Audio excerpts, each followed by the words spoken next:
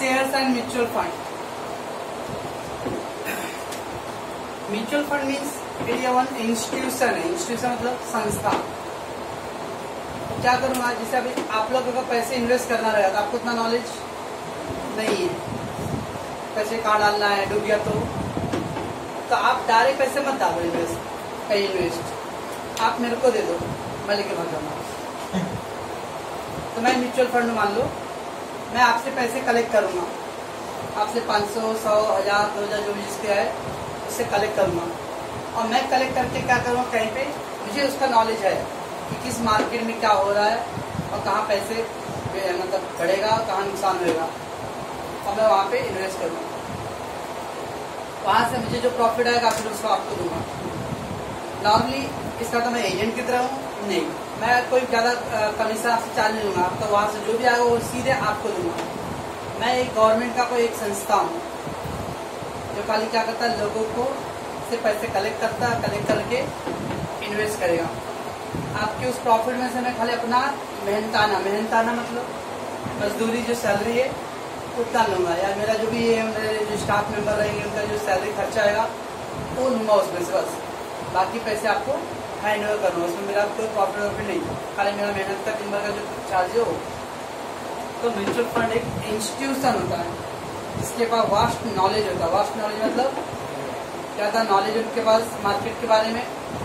तो rather than public को उतना नॉलेज नहीं है तो आप डायरेक्टली पैसे इन्वेस्ट करोगे तो रिस्क ज़्यादा रहेगा, लेकिन म्यूचुअल फंड के थ्रू करोगे तो रिस्क कम रहेगा। क्यों? क्योंकि म्यूचुअल फंड वो एजेंसी है जिसके पास क्या है, नॉलेज है मार्केट के बारे में, पैसे कहाँ पे इन्वेस्ट करना चाहिए। Okay, that is mutual.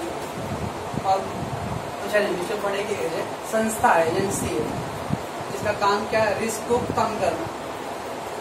अब सेकेंडली क्या है, कुछ जगह ऐसे इन्वेस्ट है, मान लो कहीं ABC कंपनी है, यहाँ मैं इन्वेस्ट करूँ, लेकिन इनका रिस्ट्रिक्शन है कि आप 25,000 से नीचे जमा नहीं कर सकते हो। यानी आपको जमा डिपोजिट करना है तो 25,000 के ऊपर करना पड़ेगा। अब एक आम पब्लिक के लिए 25,000 बड़ा अमाउंट है तो नहीं कर सकता, ठीक है भाई। 25,000 आप अकेला नहीं कर सकते हो, लेकिन अलग अलग लोग, किसी से 1,000 रुपए, किसी से 2,000, किसी से 500, ऐसा करके मैं कलेक्ट करके मैं 25,000 ले लिया हूँ और मैं क्या करूँगा, आप लोग के बिहाफ पर वहाँ पे डिपोजिट करूँगा। तो मैंने जमा किया पूरा 25,000। ये 25,000 मेरे को लग रहा है कि एक आदमी ने किया, लेकिन एक्चुअली 25,000 एक आदमी का नहीं है, इन सभी लोगों का कंट्रीब्यूशन है, वो सब मिला के मैंने डिपोजिट किया। अब वो कंपनी अगर कुछ अच्छा करता रहेगा तो उसमें से मुझे मिलेगा और मैं वो पैसे में से अपना कमीशन चार्ज करके बाकी पैसे मैं आपको हैंड ओवर करूँगा। Okay, that is all about the mutual fund. ठीक है, mutual fund is one agency who collect the fund from the all the public and then invest into the market. Okay.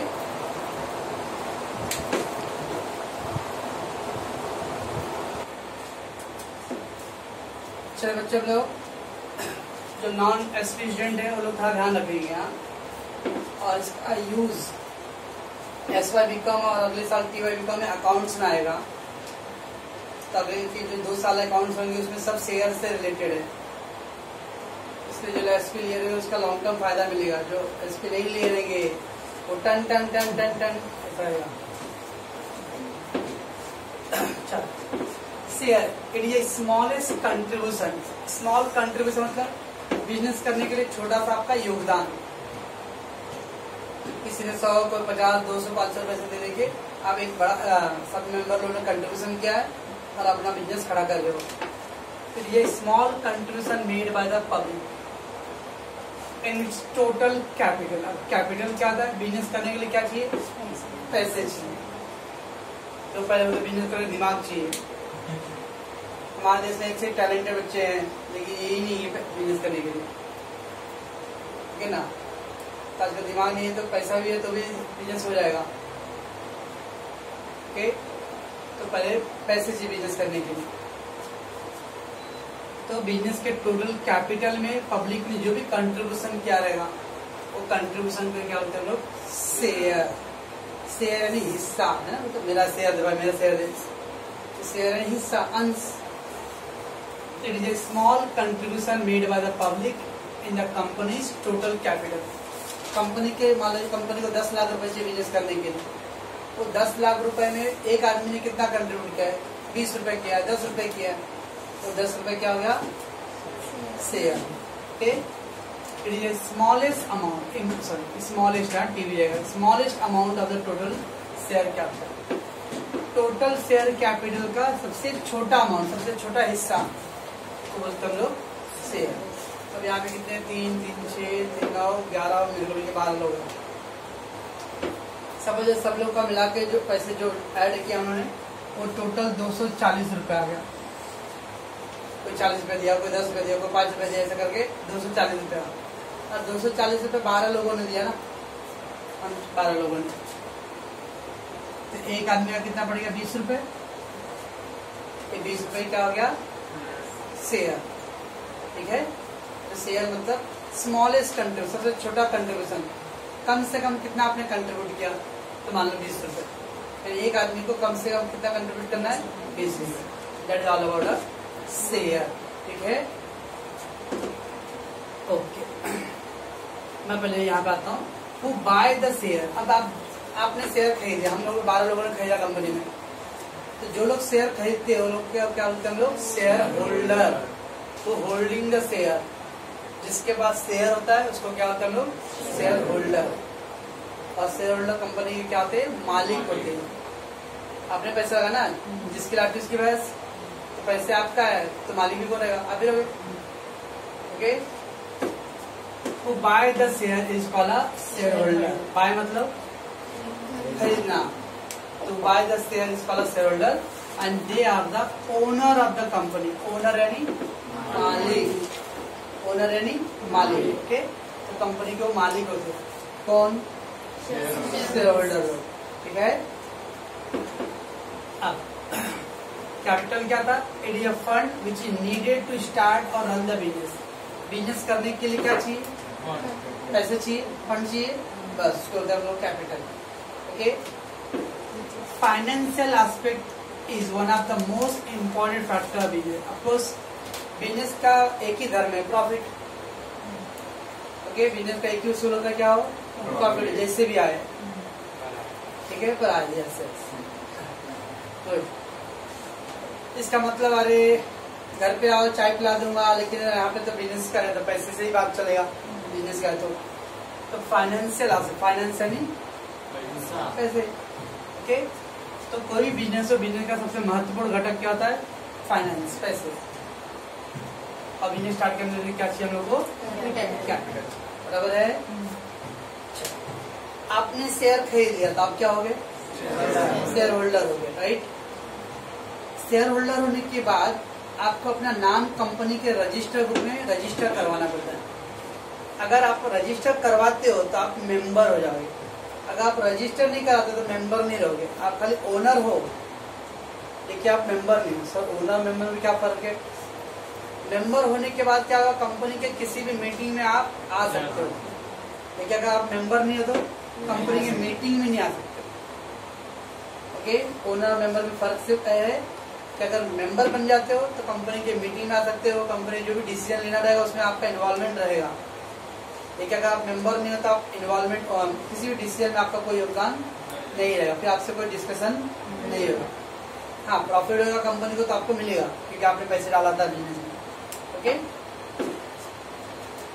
So to become the member of the company one need to buy the share. पहले आप अपना share खरीदो और share खरीद के फिर क्या करो? एंड रजिस्टर देयर नेम, अपना नाम रजिस्टर कराओ।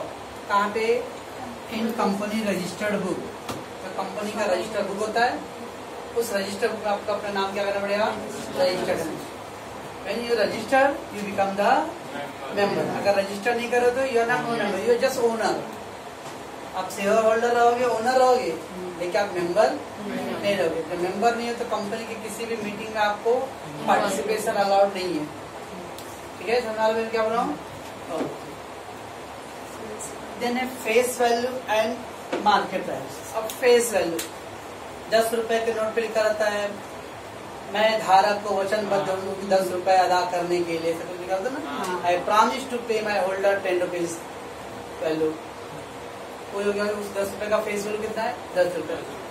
50 रुपए पे निकाल 50 रुपए, उसकी वैल्यू कितना है 50। अगर मान लो 50 रुपए के उस कागज पे गवर्नमेंट ने अगर 100 लिखा होता था, हम लोग तब 100 बोलते।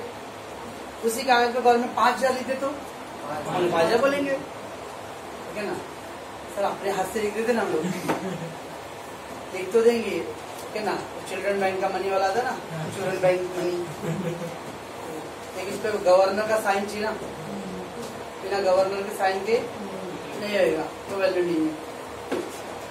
वैसे ही शेयर का एक प्राइस होता है, हर एक कंपनी अपने अपने शेयर का प्राइस फिक्स करता है। दैट प्राइस को बोलते हैं हम लोग फेस वैल्यू। बराबर हो ना कि किसका जरूरत पड़ेगा अपने को सम करने के लिए। The price fix by company, price fix by company for its share is called face value. कोई भी शेयर का, मान लो मैंने अपने कंपनी में शेयर का प्राइस फिक्स किया 10 रुपए, तो मेरे शेयर का फेस वैल्यू 10 रुपए का। किसी ने अपने शेयर का प्राइस 20 रुपए फिक्स करेगा, 20 रुपए फेस वैल्यू, तो 100 रुपए करे। हर एक कंपनी अपना अपना इंडिविजुअली कर सकते हैं।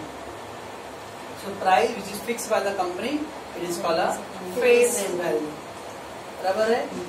अब मान लो मैंने शेयर का प्राइस 10 रुपए रखा, लेकिन मार्केट में जो वैल्यू रहेगा वो हमारे रेपुटेशन पर डिपेंड करता है।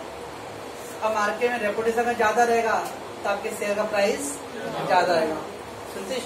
सुनते हो ना, शेयर मार्केट बहुत ऊपर जा रहा है, शेयर मार्केट नीचे गिर रहा है, तो अगर कंपनी में रेपुटेशन ज्यादा रहेगा तो आपका शेयर का भाव बढ़ेगा। कंपनी अगर खाना नहीं खाती क्या, नहीं चलो चलो भाई, face value clear. Okay, the price which is fix by the company. अब आगे market price. Market price means price in the market, price of share in the open market. Open market मतलब छतुत्ती रहेगा क्या, ओपन मार्केट मतलब share market, जहाँ कोई भी involve participate कर सकता है, उसको तो open market. Open market means किसी को भी पार्टिसिपेशन करने को अलाउ है, that is open market. Is called market price. Market price क्या हो सकता है, मान लो आपने प्राइस रखा 10 रुपए, हो सकता है मार्केट में 10 से ज्यादा भी हो सकता है, 10 से और इक्वल भी हो सकता है। The market price may be higher, it may be lower, it may be equal. Okay, higher कब होगा, जब मार्केट में आपकी कंपनी का रेपुटेशन ज्यादा रहेगा। ओके, जैसे अभी टाटा रिलायंस का एक शेयर इक्विटी का 10 रुपए है, लेकिन मार्केट में इस समय 2400 रुपए रेट चल रहा है। 10 रुपए का शेयर लेके मार्केट में एक शेयर खरीदने जाऊंगा मैं, तो मुझे 2400 रुपए पे करना पड़ेगा, इतना वैल्यू है। तो बहुत सारी कंपनी जिसका रेपुटेशन जैसा है, जैसे अभी पार्ले जी, उनका 1 रुपए का एक इक्विटी है, लेकिन उसकी वैल्यू इस समय 847 रुपए है, क्योंकि अभी लॉकडाउन में पार्ले जी बहुत बिक रहे हैं इस समय, ठीक है ना, जी मनी जीनियस। तो व्हेन द मार्केट में आपका रेपुटेशन हाई हो, आपका परफॉर्मेंस अच्छा होता है, तो आपका शेयर प्राइस बढ़ेगा। कंपनी लॉस में जा रहा है तो आपका शेयर प्राइस कम हो जाएगा। Okay, so market price higher, जब आपका रेपुटेशन हाई हो तो प्राइस ज्यादा रहेगा। रेपुटेशन अगर डाउन चल रहा है, लॉस में जा रहे हो, परफॉर्मेंस बैड हो रहा है, तो प्राइस भी लो है। और अगर मोर और लेस आपका बिजनेस एकदम सिमिलर जा रहा है तो ओके। ये था बेसिक इंफॉर्मेशन रिगार्डिंग शेयर्स। समझ में आ रहा है मैं क्या बोल रहा हूँ? संजना जी, नेहा, आरती, श्वेता, है ना, नाम सब याद करने का टाइम हो गया। ओके, झारखंडी और समझ में आ रहा है बाकी को?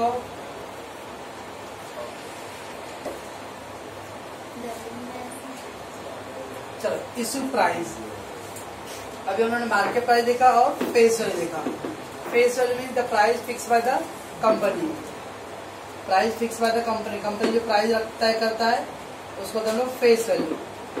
अब मार्केट में क्या रेट चल रहा है कि मार्केट में डिमांड एंड सप्लाई पे डिपेंड। जैसे देखो कांदा 100 रुपए किलो ओके ना, एम ला के देना 5-6 किलो। नहीं छोड़ो, 100 रुपए छोड़ो, ला के देगा क्या 50-60 रुपए किलो?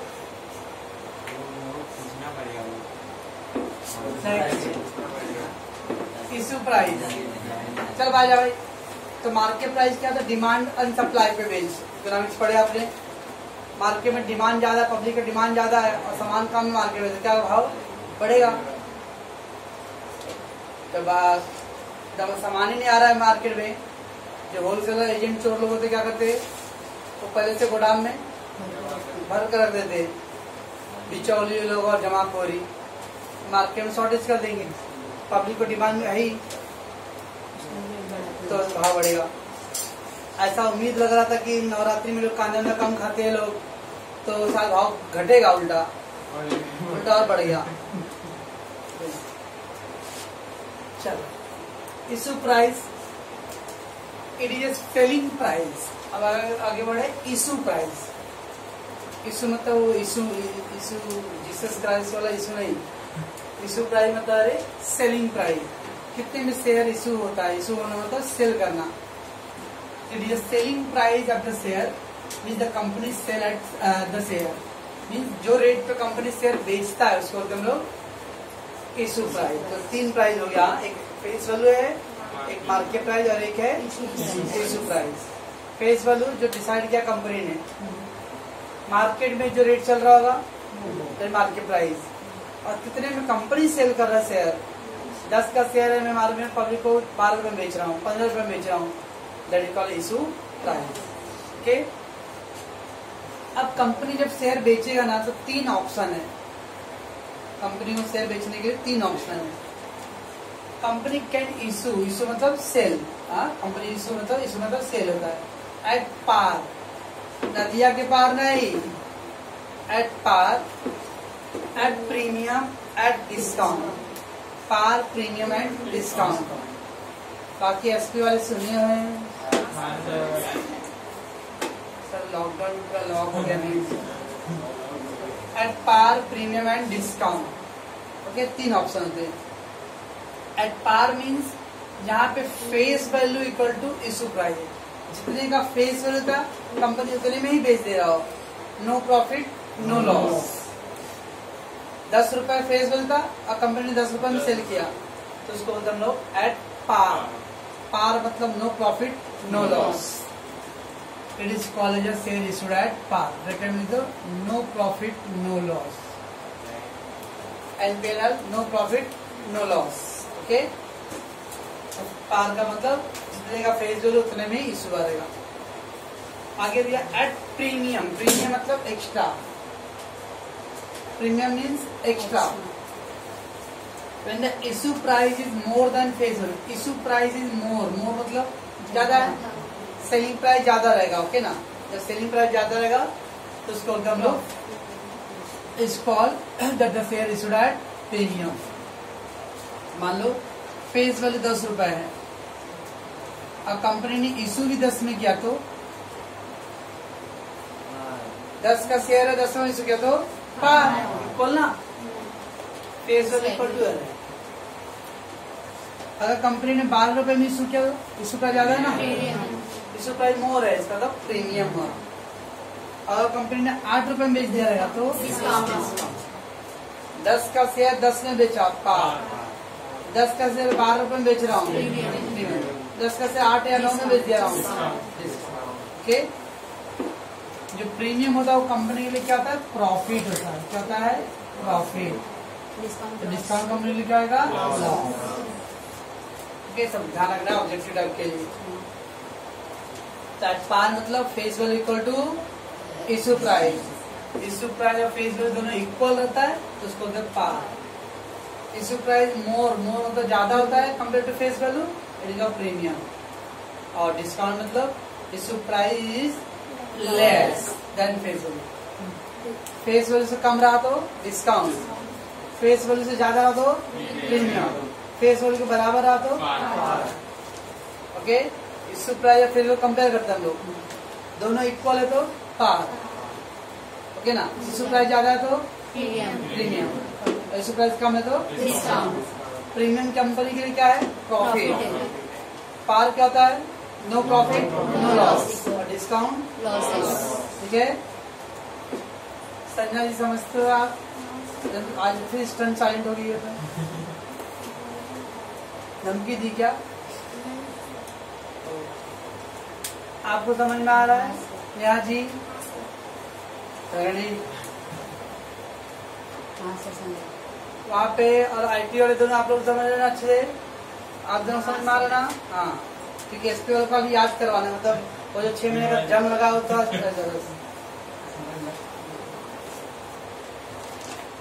सूरज का ज्यादा मार्क्स आया।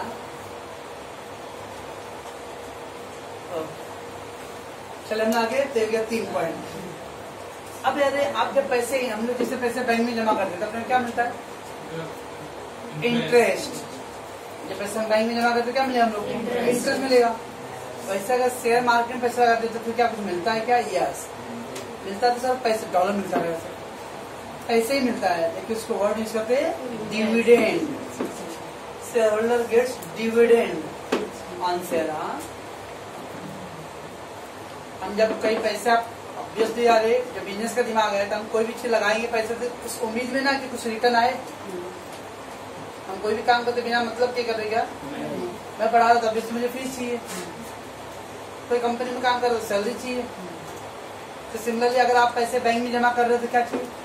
इंटरेस्ट चाहिए। तो अगर आप शेयर मार्केट में पैसे लगाओ तो डिविडेंड वर्ड बोलते हैं। मतलब डिविडेंड में तो डॉलर पॉन्ड मिलता है क्या? वो रुपए में ही मिलेगा, लेकिन वर्ड यूज करते हैं डिविडेंड। डिविडेंड में हिंदी बोलते लाभांश। आपके कंपनी के आपके पैसे से कंपनी ने प्रॉफिट कमाया तो उस प्रॉफिट का कुछ हिस्सा आपको दे, लाभांश, लाभ का अंश। तो shareholder will get dividend on the share as a return on their investment. आप जब पैसे इन्वेस्ट करते हो तो आप चाहते हो बदले में मुझे कुछ रिटर्न्स मिले, तो रिटर्न को क्या बोलते हैं? डिविडेंड। सोचो। और सबसे इम्पोर्टेंट पॉइंट है सवाल सम करने के लिए अपने को, dividend always be calculated on face value. Dividend का कैलकुलेशन हमेशा किस पे आएगा? फेस वैल्यू पे आता है। 10 रुपए का शेयर आपने 400 में खरीदा, 500 रुपए से कोई मतलब नहीं। कंपनी आपको शेयर पे डिविडेंड किस पे देगा? 10 रुपए देगा, फेस वैल्यू पे देगा। तब डिविडेंड का फार्मूला क्या आ जाएगा? फेस वैल्यू इंटू परसेंटेज का रेट, उधर जाएगा 10%। तो फेस वैल्यू 10 रुपए, 10 गुणे 10 बटे 100, 15% है तो 15/100। तो face value into percentage rate. Okay, तो dividend always calculated on face value. सबसे इम्पोर्टेंट पॉइंट याद रखना, dividend calculated on which amount? Face value. Okay, अब जो डिविडेंड, मान लो जैसे मैं बोला कि आप मेरी कंपनी में पैसे लगा रहे हो, बैंक में लगाऊंगा तो आज इंटरेस्ट मिलेगा ना? पक्का है ना? ऐसा हो सकता है बैंक में 100 रुपए लगाया और मेरा 100 रुपए गायब। अगर बदनसीबी भी चाह रहा तो भी मेरा कम से कम 100 रुपए तो मिलेगा ही ना। अगर मान लो कंपनी बैंक वाला इंटरेस्ट नहीं दे रहा तो मेरे को 100 रुपए तो देगा ही। लेकिन शेयर मार्केट में कोई गारंटी नहीं है, आपको 100 से ज्यादा भी मिल सकता है, 100 भी मिल सकता है और 100 से कम भी मिल सकता है और नहीं भी मिल सकता है। मिलेगा तो छप्पड़ फाड़ के मिल सकता है और गया तो छप्पड़ फाड़ के जाएगा। शेयर मार्केट से रिस्की है, रिस्की नहीं, रिस्की। ओके,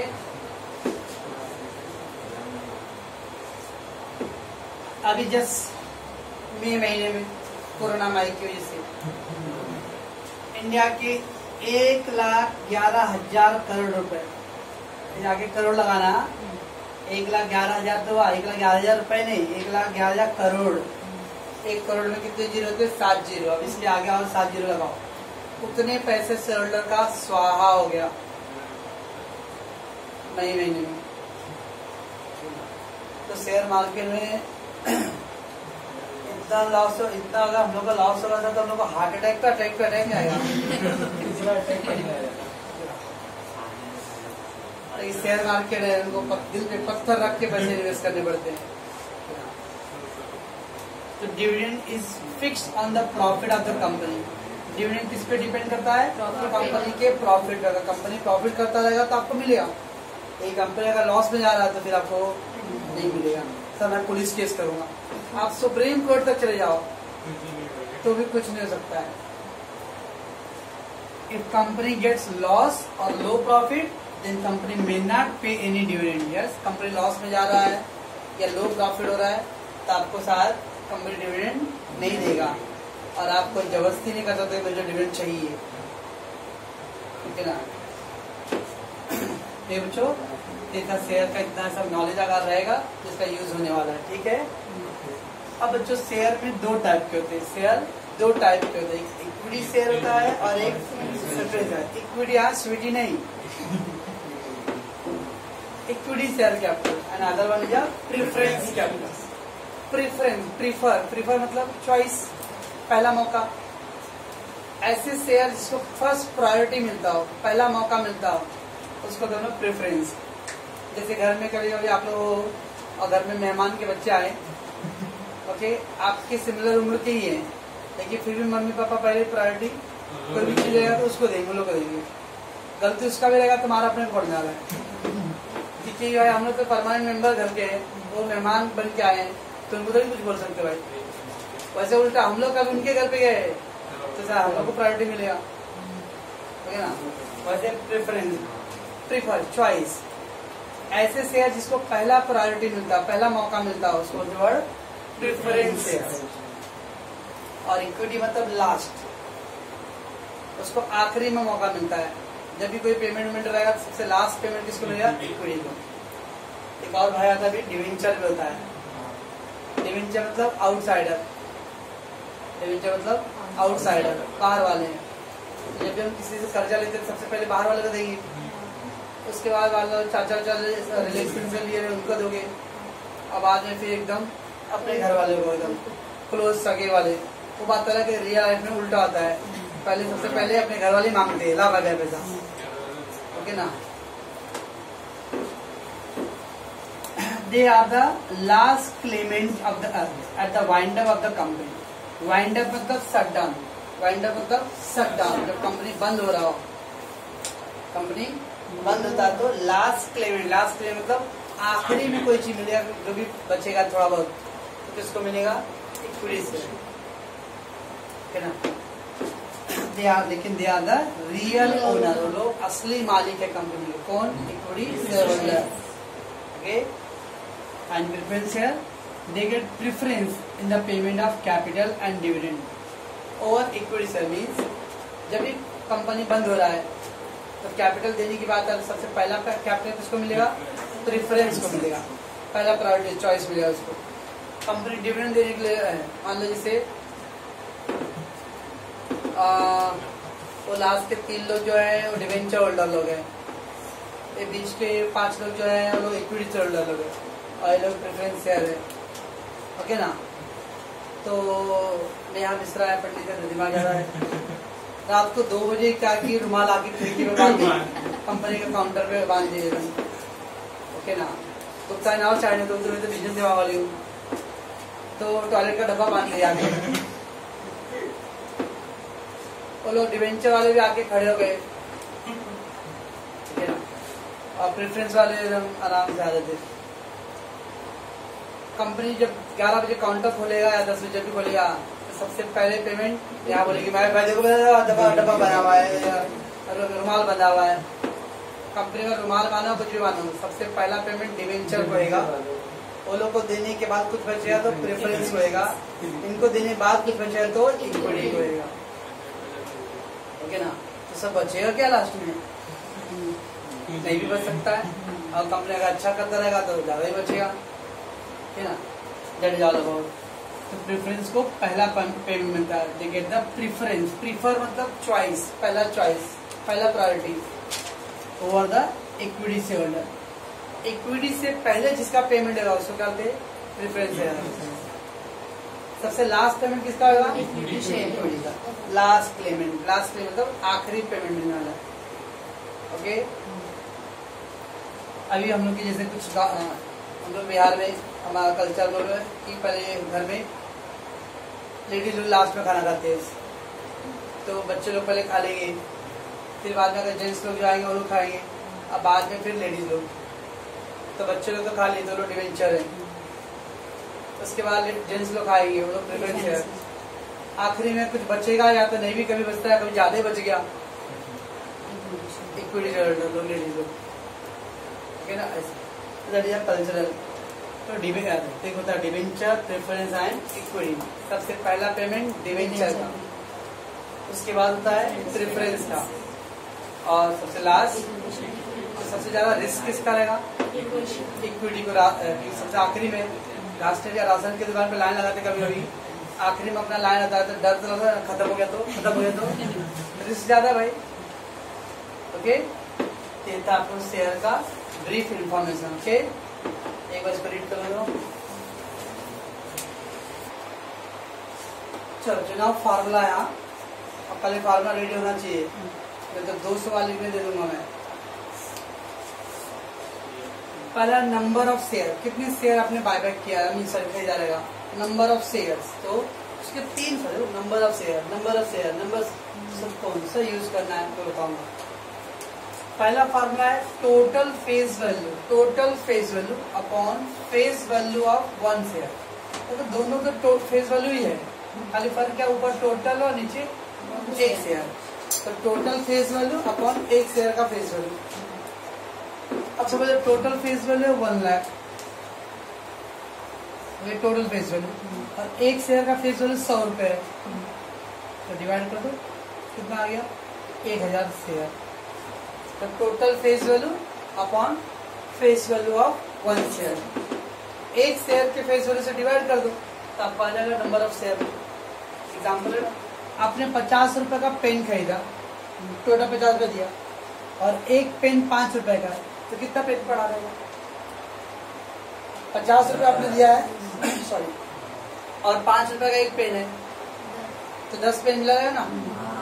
टोटल प्राइस आपने 50 रुपए किया, और एक पेन का प्राइस 5 रुपए, तो 10 पेन पड़ गया रहेगा। ऐसे ही तो total face value upon face value of 1 share.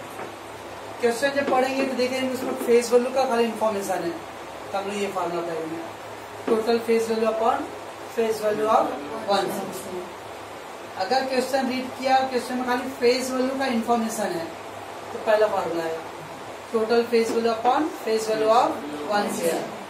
ठीक, अगर क्वेश्चन पढ़ रहा हूँ उसमें मार्केट प्राइस का इन्फॉर्मेशन है, तो second formula number of share total market price upon market price of 1 share. तो वही पैटर्न है, फेस वैल्यू खाली फर्क क्या है, ऊपर टोटल और नीचे 1 शेयर का है ना, 1 शेयर का ना नीचे 1 शेयर। तो total market price upon market price of 1 share बराबर है। तो अगर क्वेश्चन में मार्केट प्राइस का इन्फॉर्मेशन है तो हम लोग ये फॉर्मूला अप्लाई करेंगे, total market price upon market price of 1 share. तीसरा है नंबर ऑफ शेयर के लिए total dividend upon dividend on 1 share. ये दोनों में डिविडेंड है, दोनों में मार्केट प्राइस है, दोनों फेस वैल्यू। फॉर्मूला इजी बन सकता है, एक total face value upon face value of 1 share, दूसरा total market price upon market price of 1 share, और तीसरा total dividend upon dividend of 1 share. Question में अगर पढ़ रहे हो और लग रहा है उसका खाली डिविडेंड का इन्फॉर्मेशन, तो हम लोग तीसरा फॉर्मूला अप्लाई करेंगे। मार्केट प्राइस का इन्फॉर्मेशन रहेगा मार्केट, हाँ, और अगर फेस वैल्यू का तो बराबर सबको ये 3 फार्मूले और ये 3 है, किसी को कुछ लग रहा है कुछ है ये?